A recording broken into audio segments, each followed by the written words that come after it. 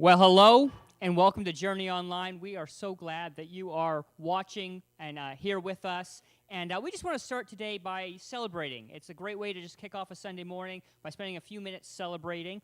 And we want to let you know about maybe a holiday you haven't heard of before to help you kind of get in the mood of celebrating this Sunday morning. Today is National Houseplant Appreciation Day. I'm not kidding. That's the holiday. It's a day to appreciate your houseplant. So if you have a plant in your house, and I brought one of my houseplants that clearly is well loved, it's lush and green, take some time to appreciate your houseplants today. And so to help us in this, I did a little bit of research about how you can appreciate your plant and celebrate this holiday. And these are actual suggestions that I found in an online magazine. Real people thought these up as ways to celebrate and appreciate your plant. So here we go. 1, you could get a new plant.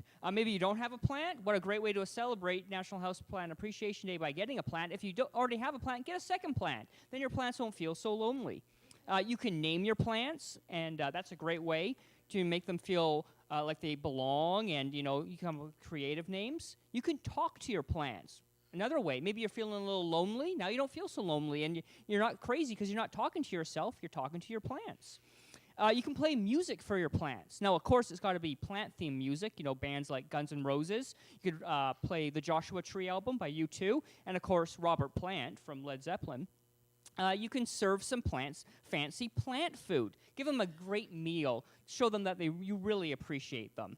You can buy some new pots. It's just like new clothes. Everyone feels better when they got new clothes on. They're going to really feel appreciated that way. And finally, you get a fun watering can. That's fun for both of you. You get to water them, and it's enjoyable. It's all good. So let us know in the comments, are you good at taking care of plants? You got a green thumb, or do plants come, when they come in your house, they come to die because you forget to water them and all that? Do they feel appreciated? And merry Houseplant Appreciation Day. All right, I know we're starting off. It's a little bit silly. We thought it would be fun just to start the service off with a laugh, because you know what? We can all use a bit of a laugh and some joy in our lives around this time. And I just hope it brought maybe a smile to your face. We're really excited about today. We got a great service for you. We're going to be, in just a moment, entering into a time of worship. We got a kids' time coming up. We're starting a new sermon series called Drift. We're going to be looking at the book of Hebrews. And today after the service, we're going to be doing something new. There's going to be a time to connect with a pastor. And maybe you're new to Journey.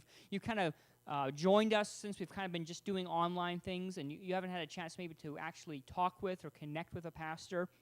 Or maybe you're going to have a question about the sermon, or you just like some prayer. Well, right after the service, there's going to be a Zoom time where you can connect with a pastor one-on-one and just talk with them, receive prayer, ask them a question, that sort of thing. So the link is, I think it's up now. It's kind of in the description in both YouTube and Facebook, but that's going to go live just right after the service, so log on if you want to connect with a pastor. I also want to thank everyone who's been giving, and just a reminder that you can continue to give online through e-transfer, and hopefully I think we'll have a screen that we can, slide we can throw up that shows you how to do that. It's really simple and great way to be able to give. We're going to move into a time of worship now, and I'm going to read a verse from the book of Hebrews, where we're going to be studying this book for the next few weeks. And verse is really just going to help us get focused and really move us in the direction we want to go with our worship today. Hebrews 12:28 says this: "Therefore let us be grateful for receiving a kingdom that cannot be shaken, and thus let us offer to God acceptable worship with reverence and awe, for our God is a consuming fire." So I encourage you, wherever you are, let's just join in worship right now and worship our great God.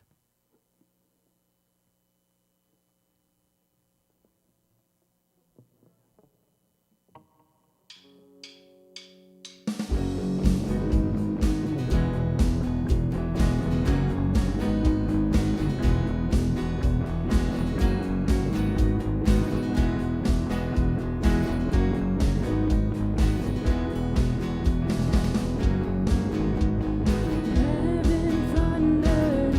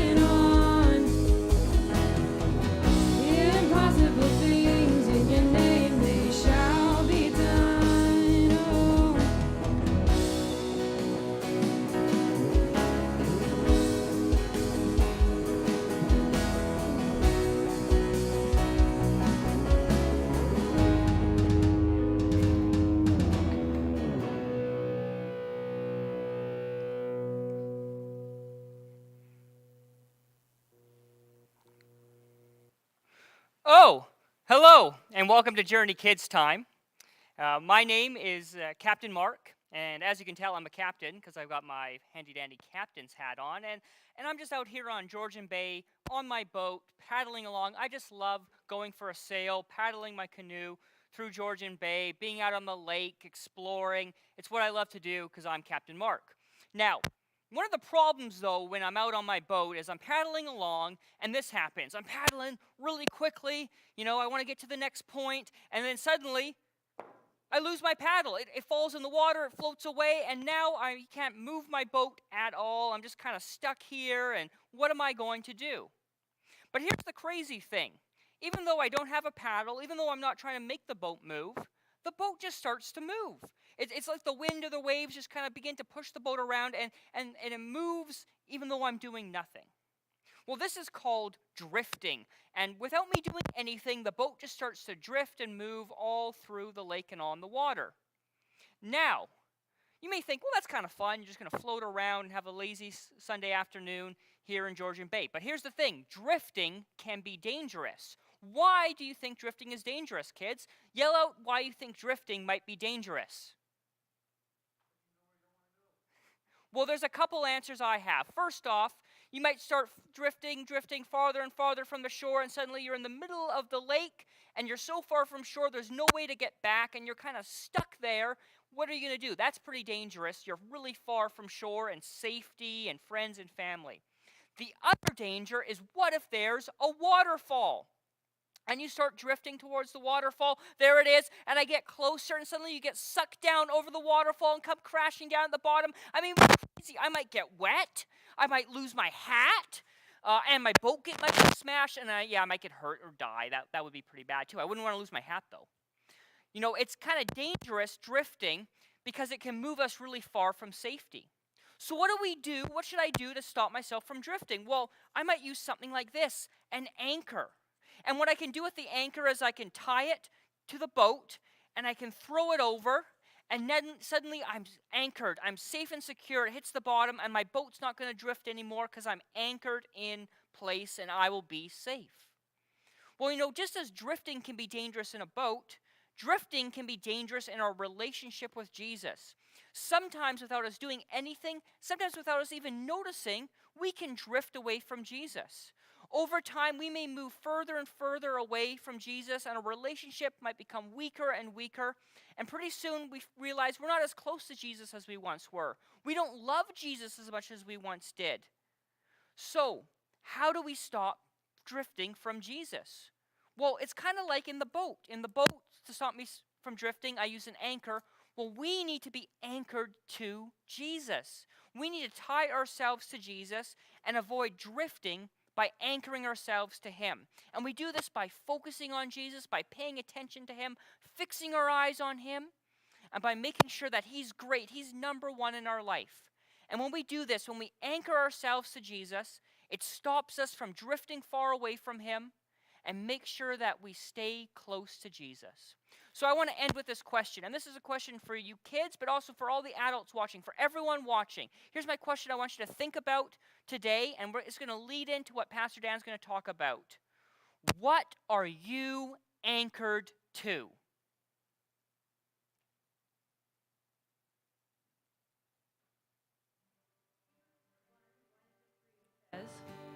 In the past, God spoke to our ancestors through the prophets at many times and in various ways. But in these last days, he has spoken to us by his Son, whom he appointed heir of all things, and through whom he also made the universe. The Son is the radiance of God's glory and the exact representation of his being, sustaining all things by his powerful word. After he had provided purification for sins, he sat down at the right hand of the Majesty in heaven.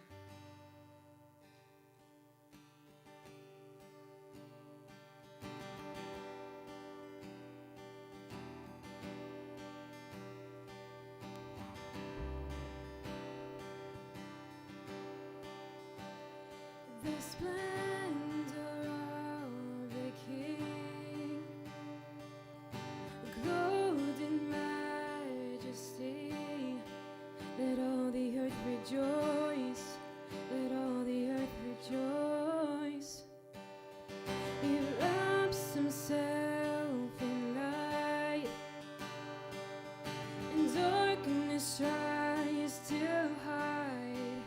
trembles at his voice, and trembles at his voice. How great is our God? Sing with me, how great is our God? And so we'll sing, how great is our God? And age to age he stands, and time is in his hands, beginning and the end, beginning and the end.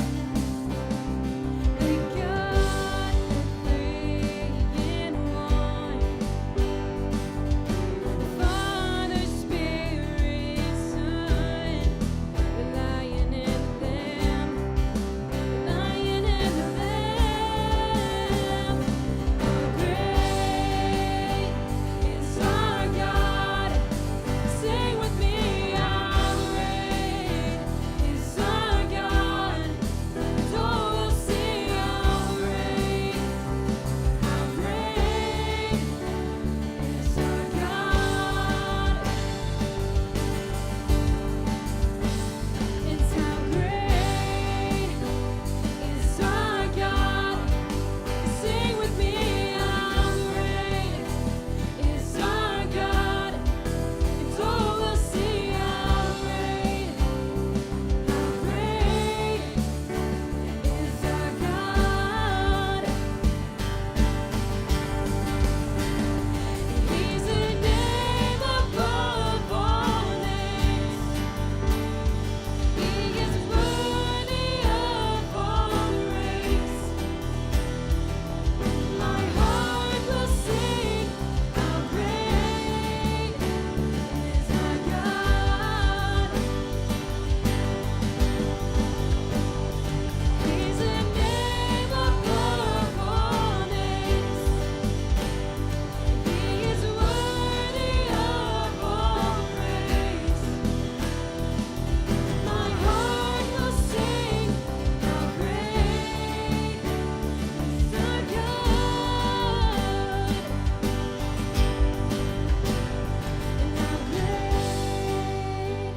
and how great is our God. Sing with me, how great is our God, and so we'll sing, how great is our God,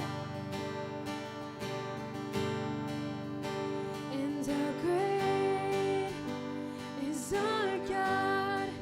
Sing with me, how great is our God, and so we'll sing, how great is our God.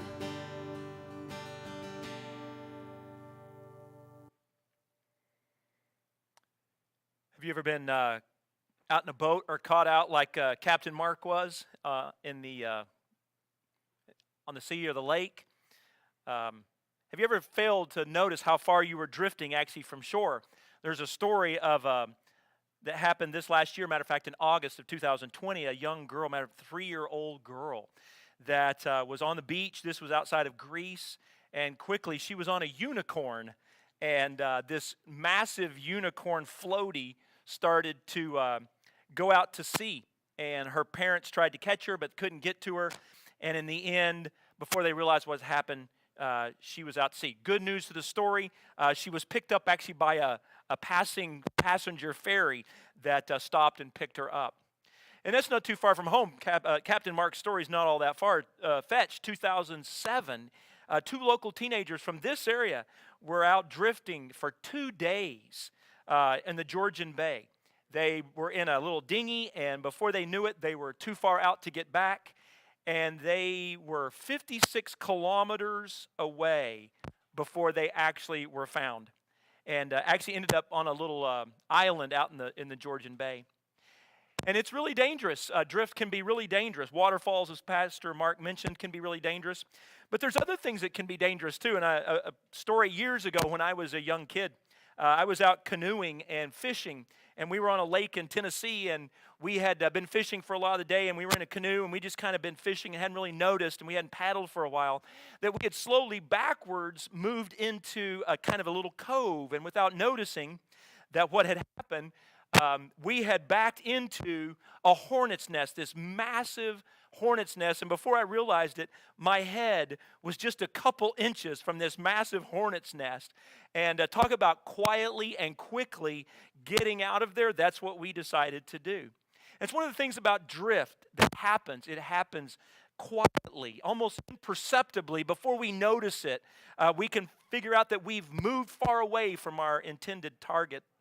And that's what we want to look at today in the book of Hebrews. And we're going to start a discussion in the book of Hebrews. And as soon as we say the book of Hebrews, you wonder, how can this have meaning to me? It's a book for Jewish people in the ancient world. And so how does that work for me? Well, one of the things that we want to look at is just this song that we just sang and the scriptures that were just read, this whole thing about the greatness of God that's in this first part of this book. And it talks about these wonderful names of Jesus, or how great Jesus is. And that's really the main focus of the book, is really how great is Christ.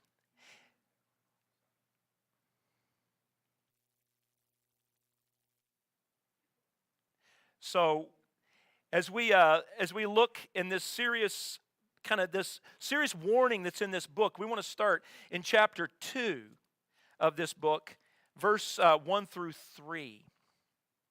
It says, therefore we must pay much more closer attention to what we have heard, lest we drift away from it.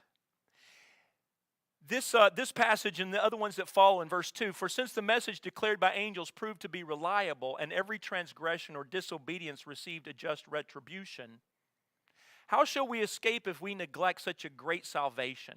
It was declared at first by the Lord, and it was attested to by us, by those who heard. And we pick up this kind of theme in the book of Hebrews of warning. It's a dire warning. It's a serious warning, and it still has impact for you and I today. It's the reason we're actually bringing this book to us as a church family to read right now. Just as drifting out to sea brings horrible stories sometimes, the ones that we've mentioned today all turned out okay, but it's not always that way. Spiritual drift can do the same thing. And there's this serious warning about this, and it probably sounds a lot like many of the warnings that you have given when you're kids and you were out at the beach. And you're at Wasaga, and you're getting a little further out and a little further out and a little further out. And there's this moment where you look at your kids and you go, that's too far, come on back, get closer to shore. I'm getting nervous, I'm getting anxious. And that's really where we are in this, and bringing this book to you. That this spiritual drift that we could be in is always something that we need to be warned about, because there's always this natural tendency to slowly drift away. How shall we escape neglect? It says. Judgment has happened before, it will happen again, and drift is catastrophic if we don't put it into it. It's particularly easy in the moment that we're at today, in which we find ourselves. Admit to me that for the last year now, it feels like we've kind of put our lives on hold. Over and over again, we've just said, whatever it takes, we're just going to wait. We'll just see how it goes in the end.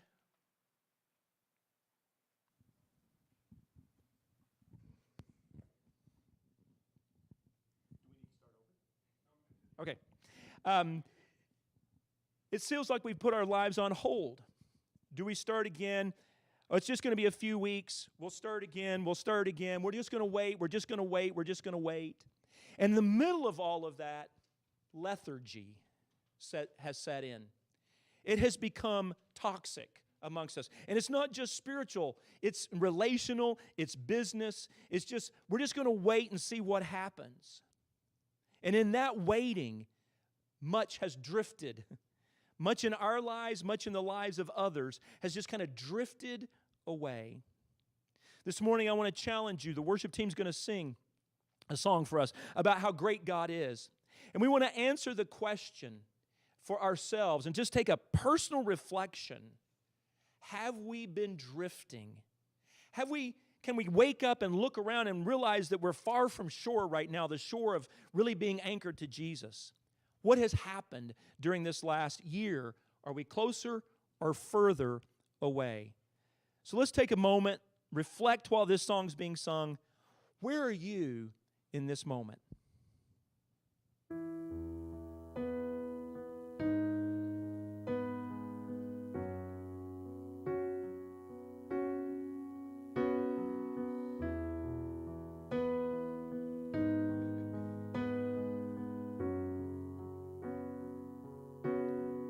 You give life, you are love, you bring light to the darkness, you give hope, you restore every heart that is broken.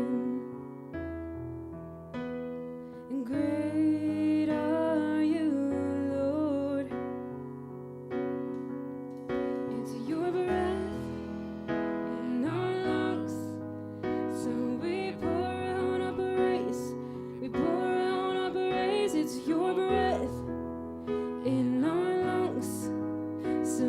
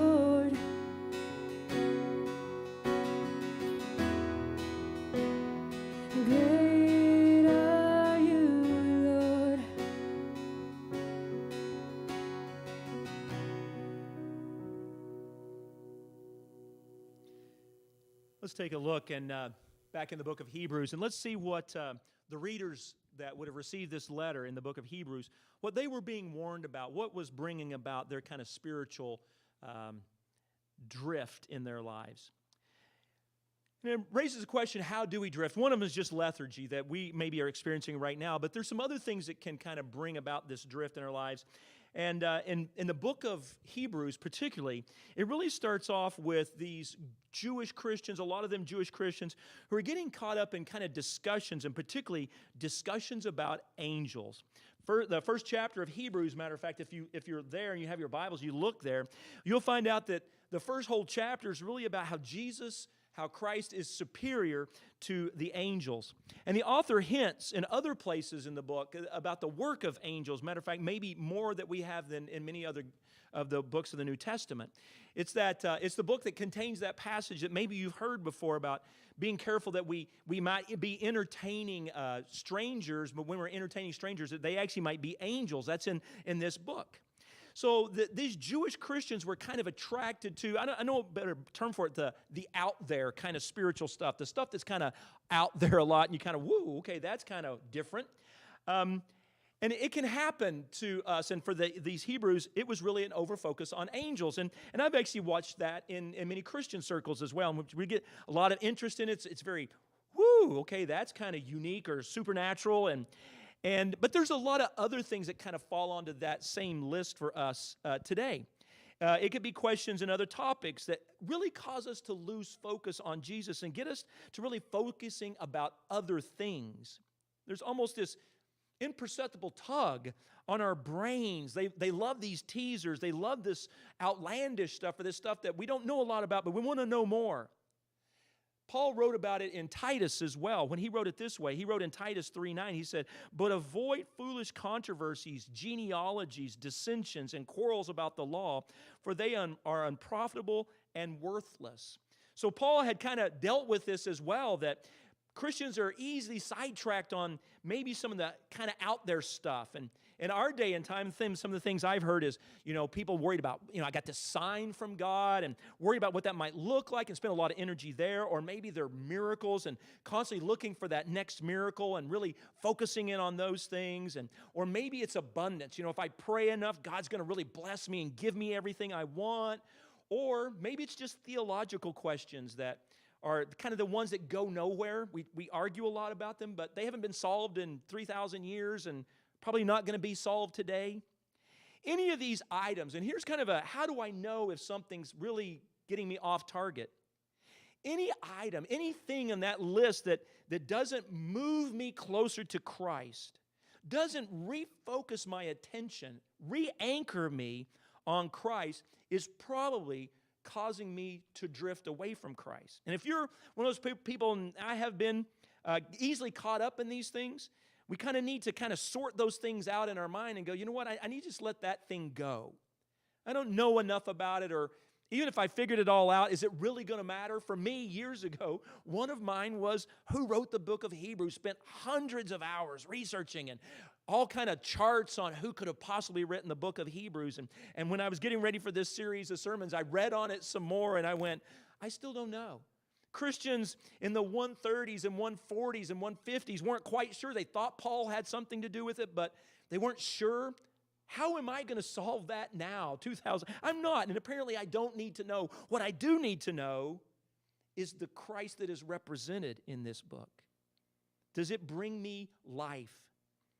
Instead of bringing life, the search for angels in the book of Hebrews was really hastening their lethargy. They were constantly looking for that something extra. In so doing, they were tapping themselves away, moving away from the source that really brought real abundant life.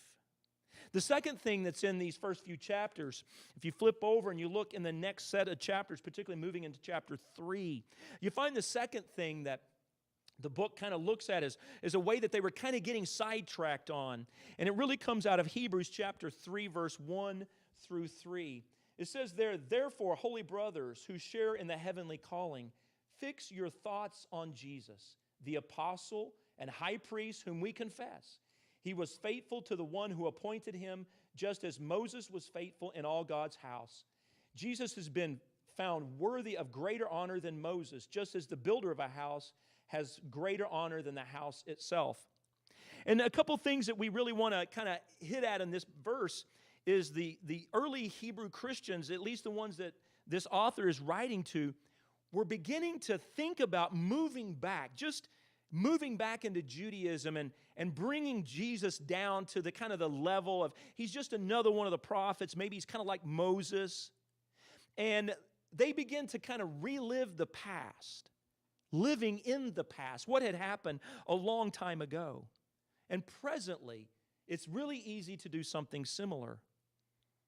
Many of us, myself included, have really been pining for the past. I wish we could, like we used to. I've said it many times. I wish we could get together. I can't wait to meet. And it's constantly this thing about, oh, that's the way it used to be. It used to be so good.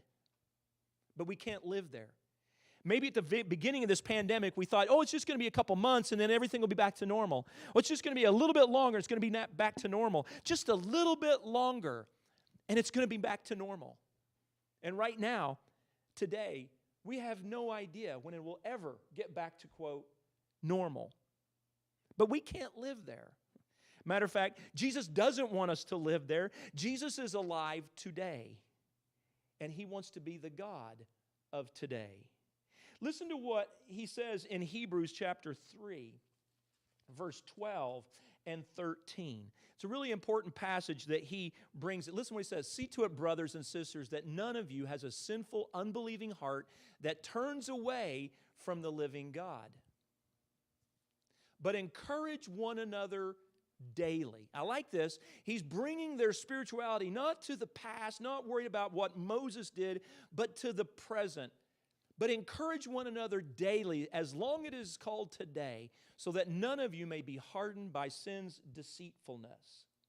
So I want you just to think this through, this idea that the writer is trying to take their spirituality and say, you know what?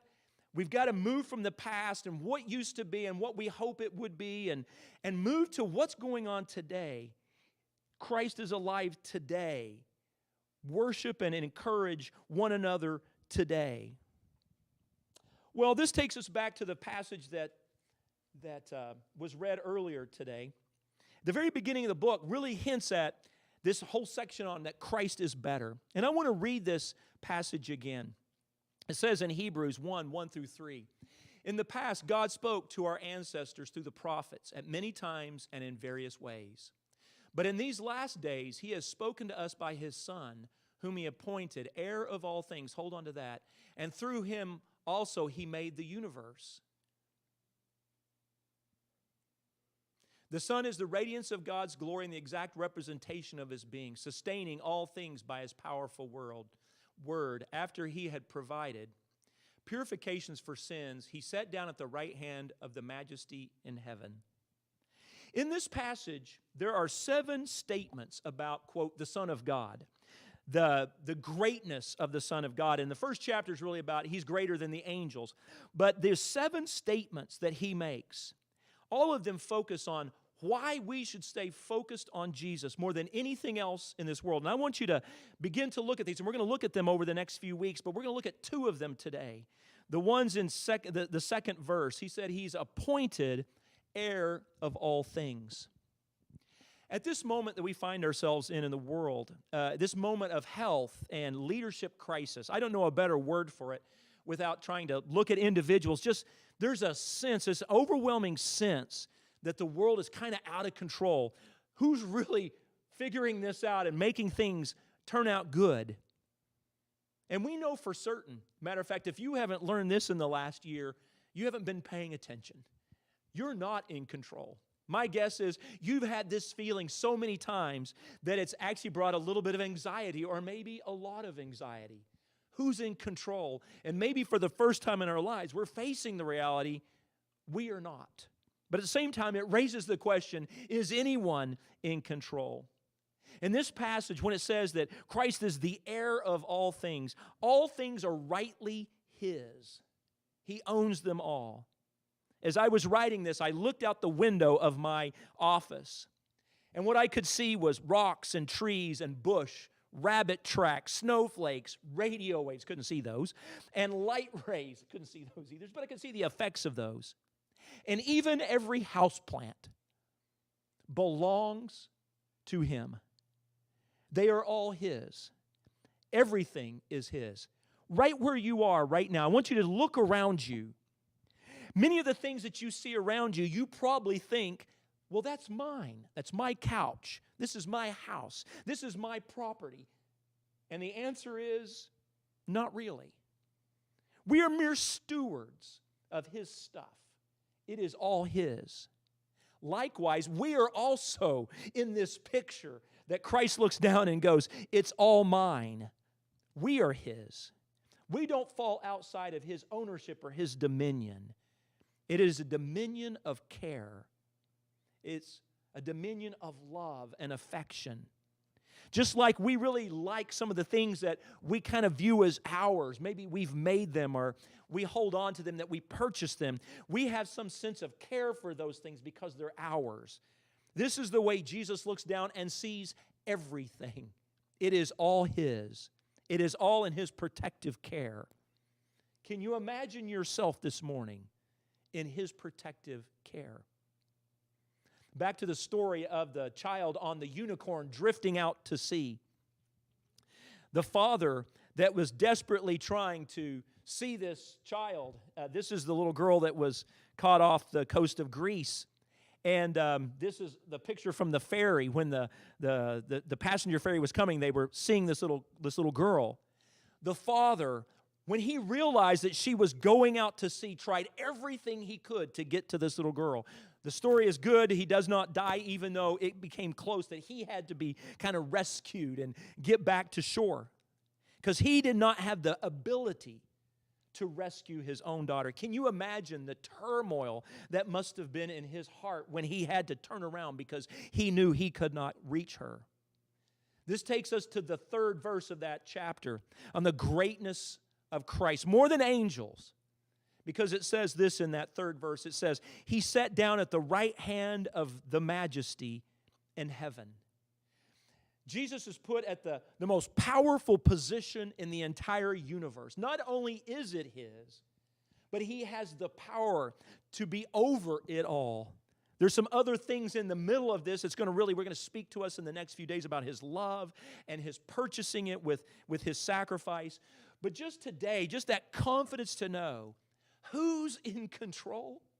Jesus, who sits at the right hand of the Father.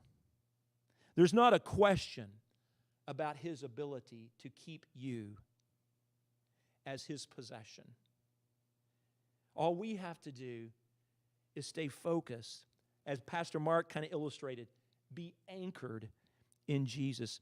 And as we looked a few minutes ago and we asked the question, have I drifted a little bit away? Have I been kind of lethargic over the last few months or almost a year now, just going, I'm just going to wait. I'm just going to wait till those things start up again. Then I'll get back in that position with Christ that I need to be. Today, don't wait anymore. The warning is from Scripture. It's time for us to recognize if drift has taken place and refocus our heart's attention upon this Christ, who is the heir of all things and sits at the right hand of the Father. Let's pray. Father, thank you for all that you have written to us in your word. And while it's so easy to get distracted about spiritual things even, God, and get off track, today we want to refocus our heart's thoughts and mind and attention on anything and everything that just refocuses us on you, our attention upon you, your greatness and your goodness. Because this is where we're going to find life. This is where we're going to find, God, that there is no sense that this universe is out of control. There's no sense that it's just kind of falling into an abyss. God, you are working all things together for good. Your good, your plan, and even our good, and what you have planned for us. And God, we believe this morning that your attention for us is to the very minute details. There's no way that we will drift away from you Your voice is calling us. We have to almost intentionally ignore your voice. So God, today we want to just open our hearts and remind ourselves, God, how desperately we want to stay near you. God, we believe that you have this universe under your control, under your plan. And we want to refocus our hearts and minds on that. And we pray this in Christ's name. Amen. Just to kind of give us some sense of the greatness of God, we're going to ask the worship team. They're going to lead us in one more song.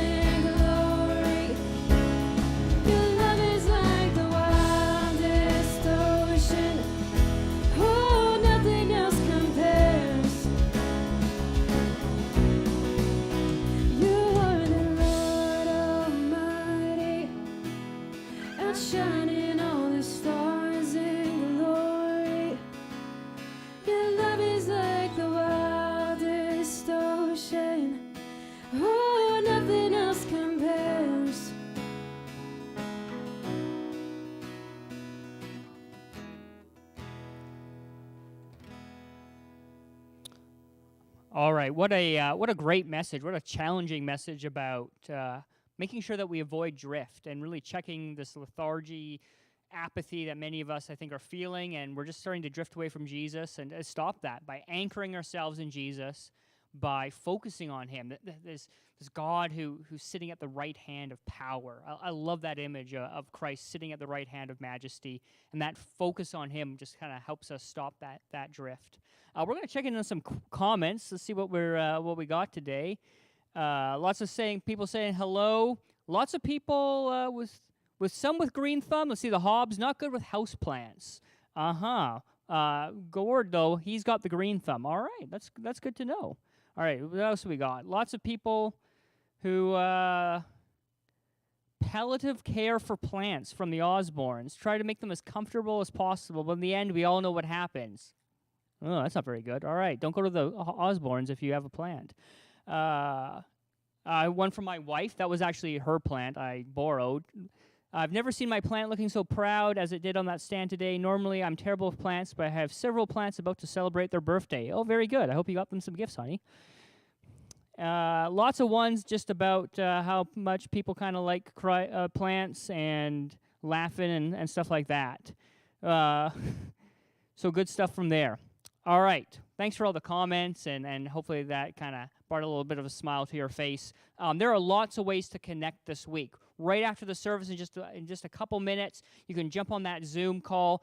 Great way to connect with a pastor if you have a question or want some prayer or just want to meet a pastor for a first time. Throughout the week, if you're watching, you can call, text, send an email.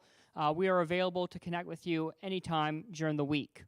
Tuesday night, we're going to be doing a kind of a chance to kind of go deeper. And we're actually going to be kind of doing a deeper dive through the book of Hebrews. As you could tell, we went through like 3 chapters today, so we have to go pretty quickly on a Sunday morning. Well, we want to take some time really going a little bit more in-depth through the book of Hebrews. So that's going to be Tuesday night, just a chance. Anyone's welcome to come. Just you want to go a little bit deeper, learn a little bit more about the book of Hebrews. That's going to be 8 o'clock on Tuesday on Zoom, and we're going to be emailing that link out today or tomorrow. So check your email for that. Wednesday night, there's going to be youth on Zoom. Again, that link will be sent out this week. And then next Sunday at 9 a.m., there's a kids' Zoom time, and then prayer at 9:30. So thanks again for watching. Have a great week, and make sure you fight drift this week.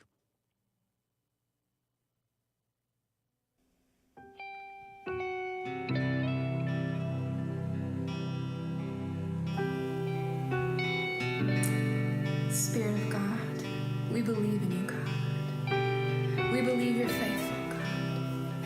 We believe that you are doing a new thing. Come and fill this place with your presence, God. Walking around these walls, I thought by now they'd fall, but you have never failed me yet. We wait on you, God. We wait for you, God. Waiting for change to come, knowing the battle's won, for you have never failed me yet.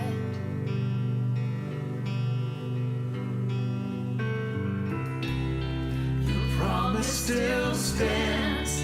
Great is your faithfulness, faithfulness. I'm still in your hands. This is my confidence. You've never failed me yet.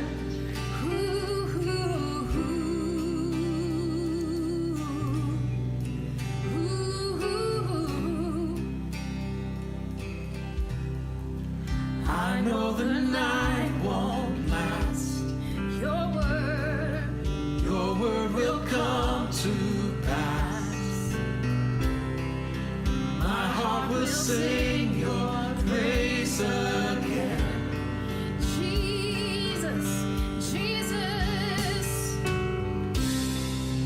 Jesus, you're still enough. Keep me within your love. sing your praise again.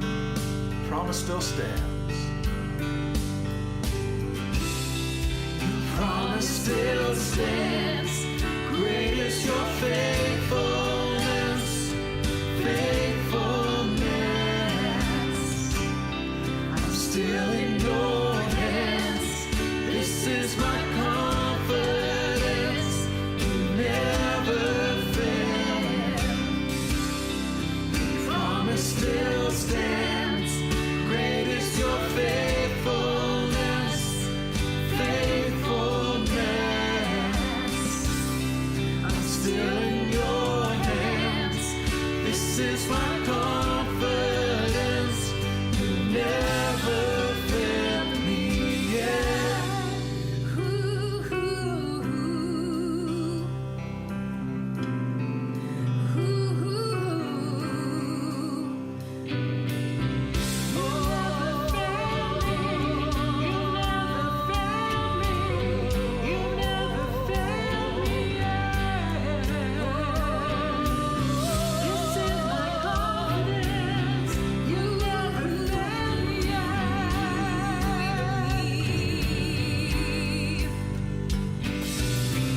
I've seen you move the mountains, and I believe I see you do it again. You made a way where there was no way, and I believe I see you do it again. I've seen you move the mountains, and I believe I see you do it again.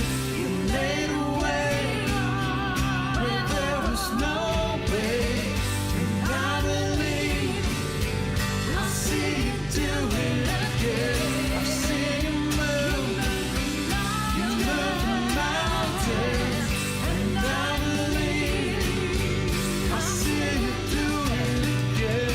You made a way where there was no way, and I believe I see you do it again. See you do it again.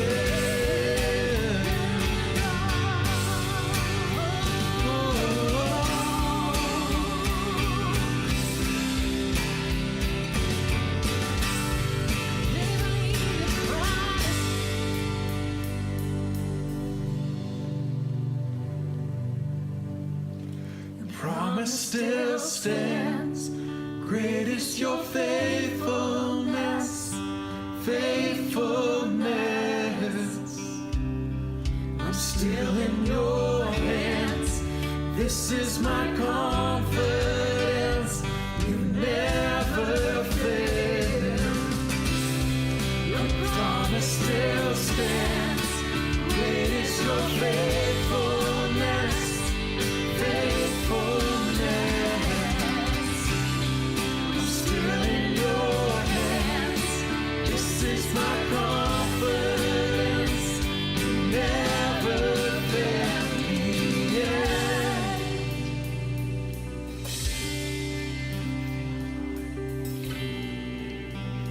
You never fail me yet. I never will forget. You never failed me yet. I never will forget.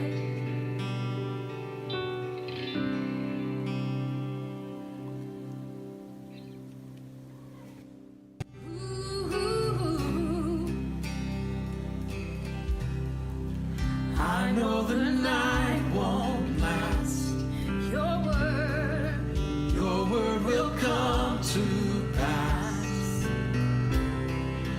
My heart will sing your